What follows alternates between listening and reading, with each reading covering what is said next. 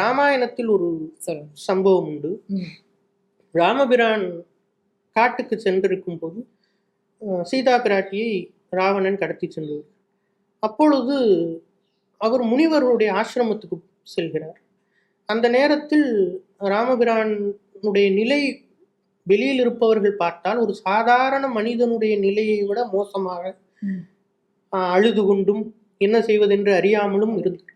அப்படி இருந்த ஒரு நிலையில் அந்த முனிவர்களுடைய ஆசிரமத்தில் அந்த ரிஷியானவர் ராமபிரானை வரவேற்று அவருக்கு உபசரணைகள் எல்லாம் ராமபிரான் சென்றவுடன் பக்கத்தில் இருந்த மற்ற சிஷ்யர்கள் எல்லாம் வந்தவர் யார் என்று எங்களுக்கு தெரியவில்லை, ஆனால் பார்த்தால் ஏதோ ராஜகுமாரன் போல் இருக்கிறார், சாதாரண மனிதர்களை விட மிகவும் ஒரு ஒரு துன்பமான ஒரு நிலையில் தன்னிலையில் இல்லாதவரை போல் இருக்கிறார், ஆனால் அவரை நீங்கள் மிக உயர்வாக உபசரணை செய்தீர்கள், இதற்கு என்ன காரணம் என்று கேட்கும்போது அதற்கு அவர் சொன்ன பதில், நீங்கள் அவரை மட்டும்தான் கவனித்தீர்கள், அவர் வந்தபோது நம்முடைய சுற்றுச்சூழலில் நடந்த மாற்றங்களை நீங்கள் கவனிக்கவில்லை, வெளி தோற்றத்தில் அவர்கள் எப்படி இருக்கிறார்கள் என்று அவர்களுடைய தோற்றத்தையோ அவருடைய மனநிலையோ வைத்து நாம் ஞானிகளை எடை போட முடியாது.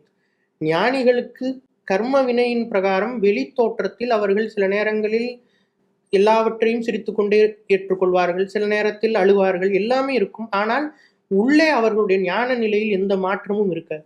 அப்படிப்பட்ட ஒரு ஞானி, அப்படிப்பட்ட ஒரு மகான் வரும்போது சுற்றுச்சூழல் தன்னை புதுப்பித்துக் கொள்ளும், தன்னை இனிமையாக்கி கொள்ளும். அவர் வந்து போன அந்த நேரத்தில் நம்முடைய ஆசிரமம் எப்படி இருந்தது என்று கேட்டவுடன் அவர்கள் சிந்தித்துப்பார். அவர் வந்த நேரத்தில் குளிர்ந்த காற்று வீசியது, மரங்கள் எல்லாம் ஒரு ஒரு புத்துணர்ச்சியோடு இருந்தது, அவர் சென்றவுடன் மீண்டும் இப்பொழுது வாடிவிட்டது இதென்று அவர்கள் ஒவ்வொன்றாக சொல்லும்போது அப்பொழுதுதான் அவர் சொன்னார், அதுதான் அவருடைய நிலையை காண்பிக்குமே தவிர வெளியில் இருக்கக்கூடிய தோற்றத்தையோ மனநிலையோ வைத்து நாம் அதை எடை போட முடியாது.